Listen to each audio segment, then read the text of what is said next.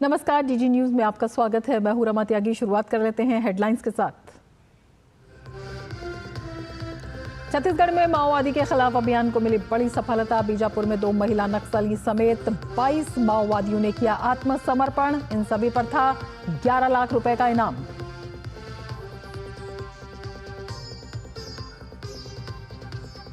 कर्नाटक के सरकारी ठेकों में मुसलमानों को 4% आरक्षण पर बहस के बीच आरएसएस महासचिव दत्तात्रेय होसबोले ने धर्म के आधार पर आरक्षण को बताया असंवैधानिक। औरंगजेब पर मचे बवाल पर उन्होंने कहा, आक्रांताओं जैसी मानसिकता वाले लोग देश के लिए खतरा। दुनिया में भारत के विकास की रफ्तार सबसे तेज। सकल घरेलू उत्पाद पिछले 10 वर्षों में हुआ 2 गुना। आईएमएफ ने लगाई मोहर।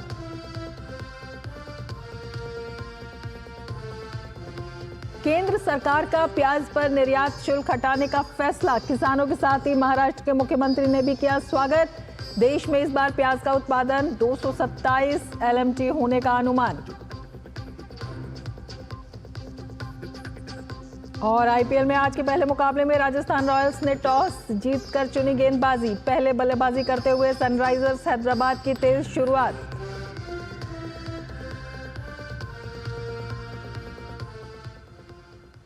और अब विस्तार से समाचार। कर्नाटक सरकार द्वारा सरकारी ठेकों में मुसलमानों को 4% आरक्षण देने के फैसले पर चल रही बहस के बीच आरएसएस के सर कार्यवाह दत्तात्रेय होसबोले ने रविवार को कहा कि संविधान धर्म आधारित कोटा की अनुमति नहीं देता है। उन्होंने ये भी कहा कि इस तरह के आरक्षण हमारे संविधान निर्माता BR अम्बेडकर के खिलाफ हैं। राष्ट्रीय स्वयंसेवक संघ की सर्वोच्च निर्णय लेने वाली संस्था अखिल भारतीय प्रतिनिधि सभा के समापन दिवस पर संवाददाताओं को संबोधित करते हुए उन्होंने कहा कि बाबा साहब अम्बेडकर द्वारा रचित संविधान में धर्म आधारित आरक्षण को स्वीकार नहीं किया गया है। ऐसा करने वाला कोई भी व्यक्ति हमारे संविधान निर्माता के खिलाफ जा रहा है। उन्होंने ये भी बताया कि पूर्ववर्ती अविभाजित आंध्र प्रदेश और महाराष्ट्र द्वारा मुसलमानों के लिए धर्म आधारित आरक्षण लागू करने के पिछले प्रयासों को उच्च न्यायालयों और सर्वोच्च न्यायालय ने खारिज कर दिया था। Religion based reservation is not possible. Backward class within that religion, it is there. Karnataka में है, महाराष्ट्र में, बहुत जगह पर है. Backward communities within it. See, that is why religion based reservation is not accepted in the constitution authored by Dr. Baba Saheb Ambedkar. Anybody who thinks of this, they are going against the wishes of the founding fathers of the constitution. Aurangzeb पर मचे बवाल पर होसबोले ने रविवार को बंगलुरु में कहा कि क्या हम किसी ऐसे व्यक्ति को आइकॉन बनाएंगे जो भारत की संस्कृति के खिलाफ था, या हम उन लोगों के साथ जाएंगे जिन्होंने इस भूमि की परंपराओं के अनुसार काम किया। भारत में क्या भारत के यहाँ के इथोस के विरुद्ध चले हुए व्यक्ति को उनके नाम से आइकॉन बनाकर चलना है, या भारत के यहाँ के मिट्टी, यहाँ के संस्कृति, यहाँ की परंपरा के साथ जो लोग रहे हैं उनको आइकॉन बनाना है, यह मुद्दा है। तो इसलिए औरंगजेब उसमें भी नहीं बैठते हैं, जबकि उनके भाई दारा सिंह उस आइकॉन में उस स्थिति में बैठते हैं। वक्फ संशोधन विधेयक 2024 को लेकर आरएसएस सर कार्यवाह दत्तात्रेय होसबोले ने कहा कि सरकार ने वक्फ के लिए एक आयोग बनाया है। हम देखेंगे कि वे क्या लेकर आते हैं। अब तक जो भी हुआ है वो सही दिशा में हुआ है। हम देखेंगे कि आगे क्या होता है। वक्फ के बारे में सरकार ने जॉइंट कमीशन बनाए हैं, जो हुआ है अभी तक वो सही दिशा में चला है।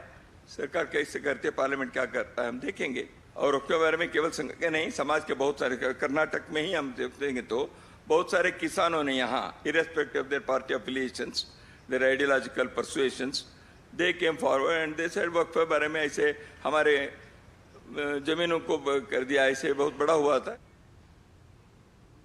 राष्ट्रीय स्वयंसेवक संघ की 3 दिन की अखिल भारतीय प्रतिनिधि सभा के अंतिम दिन संघ के सरकारवाह दत्तात्रेय होसबोले ने बताया कि संघ के 100 साल पूरा होने के अवसर पर आत्मनिरीक्षण करने का मौका मिलेगा। साथ ही उन्होंने कहा कि 100 साल के पूरा होने पर हमें जश्न के बजाय समाज के हितों पर कार्य करने का संकल्प लेना चाहिए।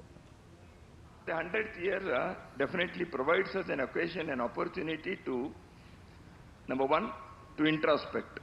Number two, to place our acknowledgement to the society at large. This is an occasion for us to rededicate ourselves to the cause of nation. Instead of calling it a celebration of 100th year, we shall take a resolve to do our work more meticulously, more qualitatively. We are part and parcel of this society. We are not away from this society.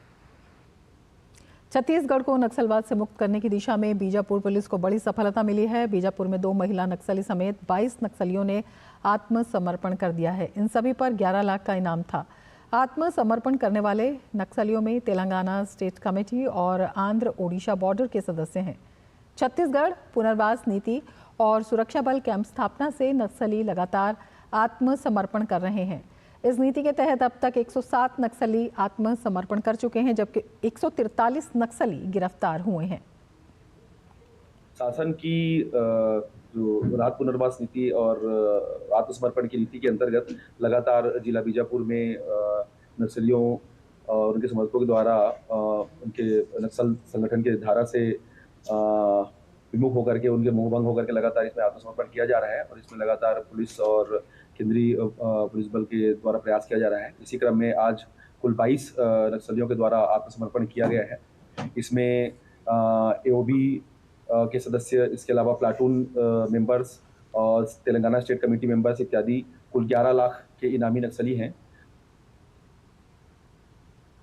Bharat ने बीते 1 दशक में अपनी अर्थव्यवस्था को दोगुना कर दुनिया को चौंका दिया है। देश की मजबूत आर्थिक नीतियों और संरचनात्मक सुधारों के चलते जीडीपी में जबरदस्त वृद्धि देखने को मिली है। भारत अब अमेरिका, चीन, जर्मनी और जापान के बाद दुनिया में 5वां सबसे बड़ा देश बन गया है। ये 105% की वृद्धि दर को दर्शाता है, जो अमेरिका 66% और चीन 76% जैसे वैश्विक दिग्गजों से भी तेज है। भारत की जीडीपी 2015 में $2.1 ट्रिलियन थी, जो 2025 तक बढ़कर $4.3 ट्रिलियन हो गई। साथ ही ये भी कहा गया है कि ये तेजी भारत को इस साल जापान से तो वहीं 2027 तक जर्मनी से आगे ले जाएगी। विशेषज्ञों के मुताबिक इस शानदार वृद्धि के लिए make in India, digital India और उत्पादन से जुड़ी प्रोत्साहन पीएलआई योजनाओं ने निवेशकों का भरोसा बढ़ाया है। साथ ही मजबूत स्टार्टअप इकोसिस्टम और आईटी सेक्टर की निरंतर प्रगति ने आर्थिक विकास को गति दी है। भारत की तेजी से बढ़ती अर्थव्यवस्था वैश्विक मंच पर इसकी स्थिति को मजबूत कर रही है, जहां अमेरिका की जीडीपी $30.3 ट्रिलियन और चीन की $19.5 ट्रिलियन तक पहुंच रही है। वहीं भारत की विकास दर अन्य देशों की तुलना में अधिक मजबूत दिख रही है।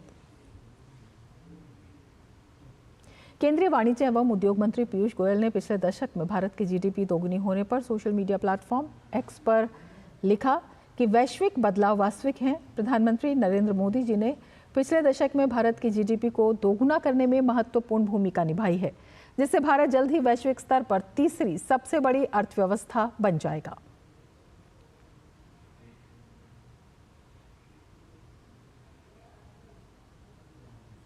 केंद्र सरकार ने इस साल 1 अप्रैल से प्याज पर 20% निर्यात शुल्क समाप्त करने का फैसला किया है।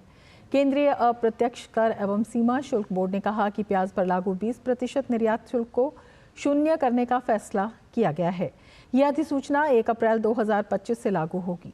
सरकार ने देश में दिसंबर 2023 में इसके निर्यात पर प्रतिबंध लगा दिया था। निर्यात प्रतिबंध के बावजूद वित्त वर्ष 2023-24 के दौरान कुल प्याज निर्यात 17.17 लाख टन और वित्त वर्ष 2024-25 में 18 मार्च तक 11.65 लाख टन रहा। सरकार के अनुसार मासिक प्याज निर्यात मात्रा सितंबर 2024 में 72,000 टन से बढ़कर जनवरी 2025 में 1.85 लाख टन हो गई है। उपभोक्ता मामलों के मंत्रालय ने कहा कि ये निर्णय किसानों को लाभकारी मूल्य सुनिश्चित करने और उपभोक्ताओं के लिए प्याज की कीमत काबू में रखने के लिए सरकार की प्रतिबद्धता का एक और प्रमाण है। केंद्र सरकार द्वारा 1 अप्रैल से प्याज पर 20% निर्यात शुल्क हटाने के फैसले का महाराष्ट्र के मुख्यमंत्री देवेंद्र फडणवीस और वहां के किसानों ने स्वागत किया है। इस महीने महाराष्ट्र की प्रमुख मंडियों जैसे लासलगांव और पिंपलगांव में प्याज की आवक बढ़ी है, जिससे कीमतों में भी नरमी आई है। वहीं कृषि एवं किसान कल्याण विभाग के मुताबिक भारत में इस बार रबी में प्याज का उत्पादन 227 LMT होने का अनुमान है, जो पिछले साल के 192 LMT से 18% अधिक है। ये उत्पादक देश की कुल प्याज आपूर्ति का 70 से 75% हिस्सा है और इससे अक्टूबर-नवंबर में खरीफ फसल आने तक बाजार में स्थिरता बनी रहेगी। महाराष्ट्र के किसानों ने सरकार के फैसले का स्वागत किया है। केंद्र सरकार ने आज प्याज निर्यात पे जो 20% ड्यूटी थी वो हटाने का फैसला किया है। आज वैसा नोटिफिकेशन सरकार की तरफ से निकाला गया है। उसमें 1 अप्रैल 2025 से प्याज के निर्यात पर कोई भी ड्यूटी नहीं लगने वाली है। प्याज के ऊपर जो निर्यात शुल्क है वो हटाने के बाद एक तरफ से किसान को दिलासा मिल गया। उत्पादन खर्चा बढ़ गया और किसान को दाम नहीं मिल रहा था, इसलिए केंद्र सरकार ने जो निर्णय लिया है उसका हम उनका अभिनंदन करते हैं, क्योंकि किसान रात दिन मेहनत करता है, लेकिन उसका जो मेहनत जो है उसका मेहनत का दाम नहीं मिल रहा था। महाराष्ट्र के मुख्यमंत्री ने 2027 में होने वाले कुंभ मेले की तैयारियों की समीक्षा के लिए नासिक का दौरा किया। इस दौरान उन्होंने नासिक के त्र्यंबकेश्वर मंदिर में पूजा अर्चना की। मीडिया को संबोधित करते हुए उन्होंने कहा कि नासिक में वर्ष 2027 के कुंभ मेले की तैयारी जोर शोर से की जा रही है, जिसमें नए सीवेज ट्रीटमेंट प्लांट, आवास, निर्दिष्ट स्थान और पार्किंग क्षेत्र के निर्माण की योजना है। महाराष्ट्र के मुख्यमंत्री देवेंद्र फडणवीस ने आज त्र्यंबकेश्वर ज्योतिर्लिंग में पूजा अर्चना की और प्रशासन से स्थिति का जायजा लिया। फडणवीस ने आश्वासन दिया कि मास्टर प्लान को लागू करने के लिए धन की कोई कमी नहीं होगी। मुख्यमंत्री ने कहा कि कुंभ स्नान के लिए लाखों श्रद्धालुओं के त्र्यंबकेश्वर आने की उम्मीद है।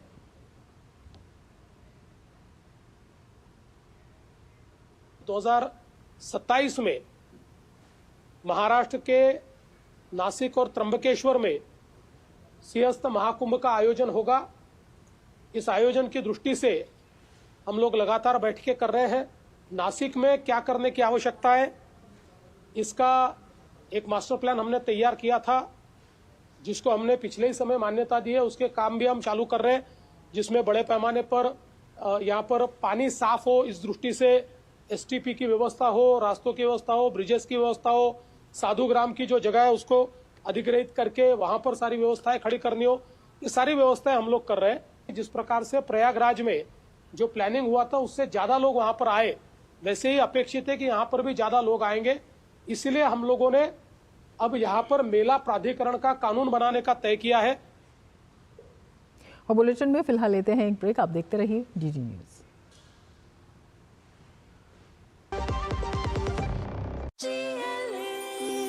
जो लक्ष्य चुना था समझ आने लगा है।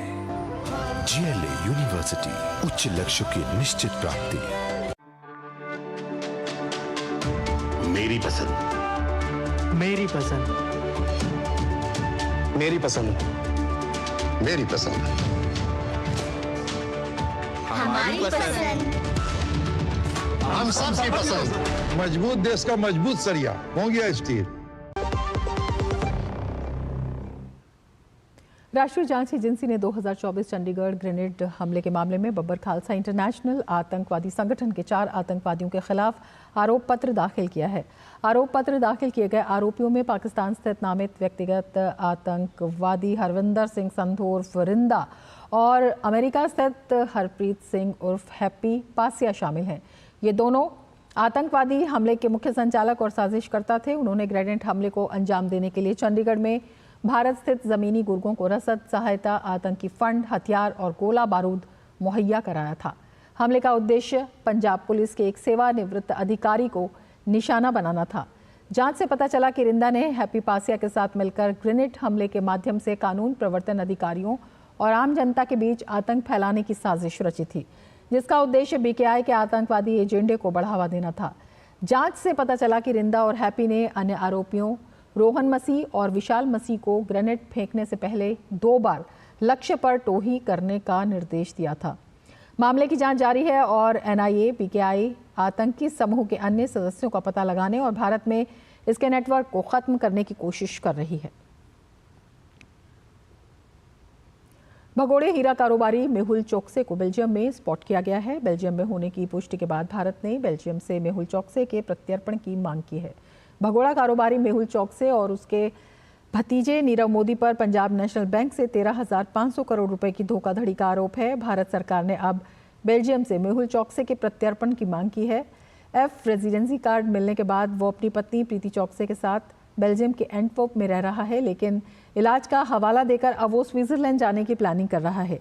आपको बता दें कि दिसंबर 2024 में मुंबई की एक विशेष अदालत ने प्रवर्तन निदेशालय की ओर से 2018 से जब्त की गई चौकसे की संपत्तियों को बिक्री की अनुमति दी थी। इन संपत्तियों की कुल कीमत 2,565.9 करोड़ रुपए है, जो पंजाब नेशनल बैंक और ICICI बैंक के समर्थन से अदालत के आदेश पर जब्त की गई थी। इन संपत्तियों की बिक्री शुरू हो गई है, जिसमें 125 करोड़ मूल्य से अधिक मूल्य की संपत्तियां मुंबई में फ्लैट्स, अंधेरी में 2 कारखाने, गीतांजलि जेम्स लिमिटेड के लिक्विडेटर को सौंप दी गई है। चौकसे के खिलाफ आरोपों में आपराधिक साजिश, विश्वासघात, धोखाधड़ी, संपत्ति के लेन देन में धोखाधड़ी, भ्रष्टाचार और मनी लॉन्ड्रिंग शामिल हैं। वहीं नीरव मोदी इस समय लंदन की जेल में बंद है और भारत को प्रत्यर्पित करने के खिलाफ अदालत में मुकदमा दायर उसने किया हुआ है।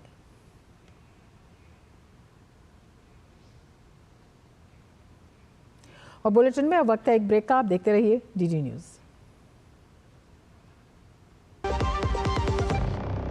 जब धरती चीर कर निकलता है लोहे का पत्थर और मिलता है मोंगिया के जोश से, फिर तपता है, पिघलता है और बनता है फौलाद। अब होता है सरिया सारी खूबियों के साथ। मोंगिया स्टील, मजबूत देश का मजबूत सरिया। जो लक्ष्य चुना था समझ आने लगा है। GLA यूनिवर्सिटी, उच्च लक्ष्य की निश्चित प्राप्ति। बिहार दिवस के मौके पर देश भर में विभिन्न कार्यक्रम आयोजित का बिहार की गौरवशाली सांस्कृतिक विरासत का जश्न मनाया गया। इस क्रम में केवल देश ही नहीं बल्कि विदेश में भी बिहार की समृद्ध सांस्कृतिक विरासत और लोक कला और औद्योगिक प्रगति दर्शाते हुए बिहार दिवस मनाया गया। देश विदेश समेत कई जगहों पर बिहार दिवस मनाया गया। न्यूयॉर्क में भारत के कॉन्सुलेट ने भी बिहार फाउंडेशन और Bihar Jharkhand association of north America के साथ मिलकर बिहार दिवस मनाया। इस कार्यक्रम में बिहार की अमूल्य धरोहर और बढ़ रही वैश्विक पहचान को सम्मान देने के लिए बड़ी संख्या में भारतवंशियों ने हिस्सा लिया। इस मौके पर न्यूयॉर्क में भारत के काउंसिल जनरल विनय प्रधान भी मौजूद रहे। We celebrated Bihar Divas. We did it with the Bihar Jharkhand Association of North America and Bihar Foundation, and this has been a regular event that we have been doing for quite a few years now. कई बिहार से America आए लोगों ने विभिन्न क्षेत्रों में अपना परचम लहराया है और उनके ही योगदान को सम्मानित करने के लिए बिहार विश्व गौरव सम्मान दिए गए, जिनमें बिहार के IT क्षेत्र को बढ़ावा देने के लिए महेश कुमार को बैंक ऑफ अमेरिका के MD, शरद कुमार, कृषि वैज्ञानिक डॉक्टर प्रकाश झा भी सम्मानित किए गए। ये जो समय है, इस पल में जो हम कम्युनिटी के लिए काम करते हैं और मैं युवाओं को देखता हूँ उनमें जो जिज्ञासा है काम करने की कम्युनिटी के लिए, खासकर बिहार के कम्युनिटी में, वो देखकर मुझे ये लगता है कि काफ़ी पोटेंशियल है बिहार के युवाओं में। और हम लोग एग्रीकल्चर के लिए काम करते हैं और फार्मर्स की रेजिलियंस को देखकर हम बात करें तो बिहार के जो फार्मर्स की जो रेजिलियंस है, वो रेजिलियंस एक लॉन्ग टर्म में भारत के विकास के लिए और विश्व के विकास के लिए काम आएगा। मेरे लिए बहुत गर्व और विनम्रता दोनों का अनुभव हो रहा है। बिहार मेरी मिट्टी है, हमेशा से जुड़ा रहा है और लगता है कि जो भी आज कुछ हूँ वो बिहार की वजह से ही है। और बहुत बहुत धन्यवाद बजाना का। इस कार्यक्रम में पद्म विभूषण बिहार की कोकिला स्वर्गीय शारदा सिन्हा को भी याद किया गया। न्यूयॉर्क में मनाया गया बिहार दिवस वैश्विक पटल पर बिहार के बढ़ रहे योगदान और प्रतिभागिता को भी दर्शाता है। मेघना देव की रिपोर्ट, DD न्यूज। और इस वक्त उत्तर प्रदेश के संभल से एक बड़ी खबर आ रही है। संभल की शाही जामा मस्जिद के प्रबंध समिति के अध्यक्ष को पुलिस ने हिरासत में ले लिया है। शाही जामा मस्जिद की प्रबंध समिति के अध्यक्ष जफर अली को हिरासत में ले लिया गया है। पिछले साल 24 नवंबर को हुई हिंसा के मामले में हिरासत में लिया गया है और मामले में उनका बयान दर्ज करने के लिए पुलिस ने हिरासत में लिया है। जफर अली से संभल पुलिस पूछताछ कर रही है। और जानकारी के लिए हमारे संवाददाता विकास सिंह इस वक्त हमारे साथ जुड़े हुए हैं। विकास, क्या जानकारी है इस पूरे मामले में? जी बिल्कुल, ये बड़ी खबर है। संभल से संभल में शाही जामा मस्जिद के सदर हैं जफर अली जी। जिनको आज पुलिस ने एक लंबी पूछताछ की, सुबह बुलाकर हिरासत में लेकर तकरीबन 4 घंटे तक संभल कोतवाली में इनसे पूछताछ हुई और पूछताछ के बाद अब इनको चंदौसी कोर्ट ले जाया जा रहा है, जहां मजिस्ट्रेट के सामने इनकी पेशी होगी। ये जफर अली वही हैं जो 24 नवंबर को जब घटना हुई थी, जब यहाँ पर सर्वे की टीम पहुंची थी, तब यह वहां पर मौजूद थे। उस सिलसिले में इनसे पूछताछ की गई है। इस बीच इनके कई बार बयान भी आए और बयान बदले भी, और इनकी कल इनके बयान को लेकर न्यायिक आयोग में इनकी पेशी भी होनी थी। उसको लेकर इनके भाई की तरफ से आरोप लगाया गया था कि उनको पेश होने के लिए नहीं चाहती है पुलिस पेश किया जाए। हालांकि पुलिस ने लंबी पूछताछ के बाद, आज इनसे काफी लंबी पूछताछ की, 4 घंटे की, इसके बाद जो चीजें निकल कर आई, उसके बाद पुलिस ने इनकी गिरफ्तारी की है। गिरफ्तारी के बाद मजिस्ट्रेट के सामने ले जाया जा रहा है। उसके बाद साफ होगा कि कोर्ट की तरफ से इनको न्यायिक परीक्षा में भेजा जाएगा या जमानत मिलेगी। फिलहाल इस मामले पर संभल पुलिस ने काफी गिरफ्तारियां इससे पहले भी की हैं। तकरीबन 80 से ज्यादा गिरफ्तारियां पुलिस कर चुकी है संभल बवाल मामले में, और उस गिरफ्तारी में तमाम सारे ऐसे भी तथ्य निकलकर सामने आए थे जो चौंकाने वाले थे। तारिक साठा गैंग से जुड़े हुए तमाम लोग भी उसमें गिरफ्तार किए गए थे। उस समय फायरिंग करने वाले लोग भी गिरफ्तार किए गए थे। और वहां पर जब तलाशी अभियान चला था तो वहां पर खासतौर से विदेशी कॉटेज भी मिले थे, जो पाकिस्तान ऑर्डिनेंस के भी कॉटेज थे। तो इस तरीके के तमाम सारे दस्तावेज पुलिस को मिले थे। पुलिस ने इस मामले पर लगातार अपनी कार्रवाई करती रही है। आज जामा मस्जिद के सदर के साथ एक लंबी पूछताछ करने के बाद उन्हें गिरफ्तारी कर मजिस्ट्रेट के सामने पेश करने जा रही है। जी रमा, बिल्कुल, आपसे यही पूछना चाहेंगे, पुलिस का बड़ा एक्शन कहा जा सकता है और काफी बड़ा ये मामला भी था, जो पूछताछ हुई है उसके बारे में क्या कुछ पता चल पाया है? जी, इनसे लंबी आज पूछताछ की गई है। तकरीबन 4 घंटे तक सदर कोतवाली में पुलिस ने इनसे पूछताछ की, SIT की टीम ने इनसे पूछताछ की और तमाम उस दिन जो कुछ घटनाक्रम था उसके बारे में पूछताछ की, और तमाम सारे जो लोग पकड़े गए थे संबंधित उनके जो बयान होंगे उसके संदर्भ में भी इनसे क्रॉस क्वेश्चनिंग की जा सकती है। ये सूत्रों के हवाले से बातें निकल कर आ रही हैं। तमाम सारी ऐसी बातें निकल कर आई हैं, उसी के आधार पर पुलिस ने इनकी गिरफ्तारी की है और गिरफ्तारी के बाद अब इनको मजिस्ट्रेट कोर्ट में पेश करने के लिए चंदौसी ले जाया जा रहा है। बिल्कुल, आप नजर बनाए रखिए विकास, बहुत शुक्रिया पूरी जानकारी के लिए। आगे बढ़ेंगे। शहीद दिवस के मौके पर दिल्ली की मुख्यमंत्री रेखा गुप्ता ने मालवीय नगर के शहीद भगत सिंह पार्क में शहीद आजम भगत सिंह की प्रतिमा का अनावरण किया। इस दौरान विशिष्ट अतिथि के रूप में सांसद बांसुरी स्वराज भी मौजूद रहीं। इस मौके पर उन्होंने शहीद भगत सिंह को नमन करते हुए कहा कि कुछ दिन पहले भगत सिंह की तस्वीर पर विपक्ष ने शोर मचाया था, फिर भगत सिंह की मूर्ति इस पार्क में खंडित क्यों थी? कुछ दिन पहले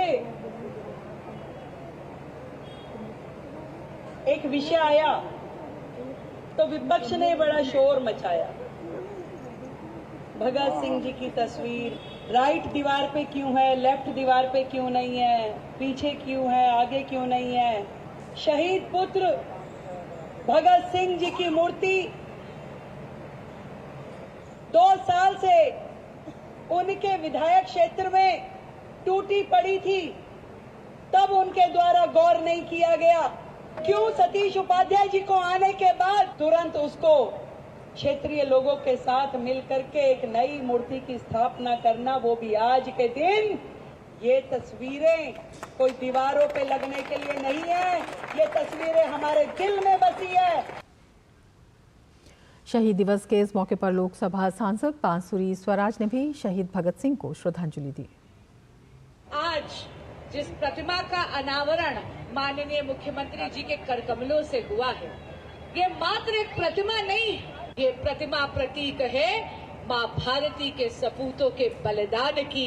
भगत सिंह जी का जीवन एक बात बहुत स्पष्टता से सिखाता है, उनका जीवन ये सिखाता है कि युवा की ऊर्जा, युवा का ध्येय और युवा का जीवन, ये तीनों समर्पित होना चाहिए राष्ट्र के प्रति। भगत सिंह की ही तर्ज पर किस तरह कर्मठता के साथ सेवा परमः धर्मः राष्ट्र सर्वोपरि को ग्राउंड पे अगर कोई चरितार्थ कर रहा है तो वो है हमारी माननीय मुख्यमंत्री, भाजपा की मुख्यमंत्री रेखा गुप्ता जी। महाराष्ट्र के नागपुर में 17 मार्च के हिंसा के बाद विभिन्न इलाकों से अब कर्फ्यू पूरी तरह से हटा लिया गया है। 22 मार्च को आंशिक छूट के बाद पुलिस ने स्थिति की समीक्षा की और आज दोपहर 3 बजे प्रभावित इलाकों से सभी प्रतिबंध हटाने का फैसला किया। शनिवार को जोन 3 के अंतर्गत आने वाले इलाकों से कर्फ्यू पूरी तरह हटा लिया गया था, जिसमें पचपावली, शांतिनगर और लकड़गंज पुलिस स्टेशन की सीमाएं शामिल हैं। हालांकि नए सिरे से आकलन के बाद अधिकारियों ने 23 मार्च को कोतवाली तहसील, गणेशपेट और यशोधरा नगर से सभी शेष प्रतिबंध हटा लिए। कर्फ्यू हटने से स्थानीय लोग भी खुश हैं। कर्फ्यू हट गया, आज हमारे को बहुत अच्छा लग रहा है। हमारा शहर वापस से पुरानी जो परिस्थिति थी, पुरानी जो हमारी वो थी रोज की चाल चलन, उसी राह पे आ गया है। और हम प्रशासन का धन्यवाद करेंगे कि उनने बहुत अच्छी कोशिश करके हमारे शहर को जैसा पुराना वातावरण था वैसी हमारे शहर को लाके खड़े किया है। अभी बहुत अच्छा लग रहा है कि कम से कम अपने उसमें धंधा, पहले पूरा धंधा चौपट हो गया, धंधा ही नहीं हो रहा है, लोग परेशान थे बहुत ज़्यादा, पूरी दुकान बंद, लोग परेशान, बहुत प्रॉब्लम हो गए। अभी बहुत अच्छा लग रहा है कि चलो भाई गाड़ी चला सकते, 2-4-500 खर्चा कमा सकते, अपना घर चला सकते हैं। पाकिस्तान के बलूचिस्तान में हालात बेकाबू हो गए हैं। पाकिस्तान सेना और सरकार के खिलाफ जगह जगह विरोध प्रदर्शन हो रहे हैं। बलोच मानवाधिकार कार्यकर्ता डॉक्टर मेहरंग बलोच की गिरफ्तारी के बाद उनकी रिहाई के लिए जगह जगह विरोध प्रदर्शन हो रहे हैं। प्रदर्शनकारियों पर सेना और पुलिस की कार्रवाई में अब तक 4 लोग मारे गए हैं। वहीं बलोच सशस्त्र विद्रोहियों के हमले में 4 सैनिक भी मारे गए हैं। कुछ पंजाबी मजदूरों की भी हत्या की जानकारी सामने आई है। हालात पर काबू पाने के लिए क्वेटा और आसपास के इलाकों में कर्फ्यू लगाया गया है और इंटरनेट की सेवा को भी बंद कर दिया गया है। आईपीएल में आज 2 मुकाबले खेले जाएंगे। सनराइजर्स हैदराबाद और राजस्थान रॉयल्स के बीच दिन का पहला मैच खेला जा रहा है। राजस्थान रॉयल्स ने टॉस जीतकर पहले गेंदबाजी करने का फैसला लिया है। ताज़ा जानकारी मिलने तक सनराइजर्स हैदराबाद ने 2 विकेट गंवाकर 137 रन बना लिए हैं। आईपीएल के इतिहास में अभी तक राजस्थान रॉयल्स और सनराइजर्स हैदराबाद के बीच अब तक खेले गए कुल 20 मुकाबलों में से एसआरएच को 11 मैचों में जीत मिली है, जबकि राजस्थान रॉयल्स को सिर्फ 9 मुकाबलों में ही जीत हासिल हुई है।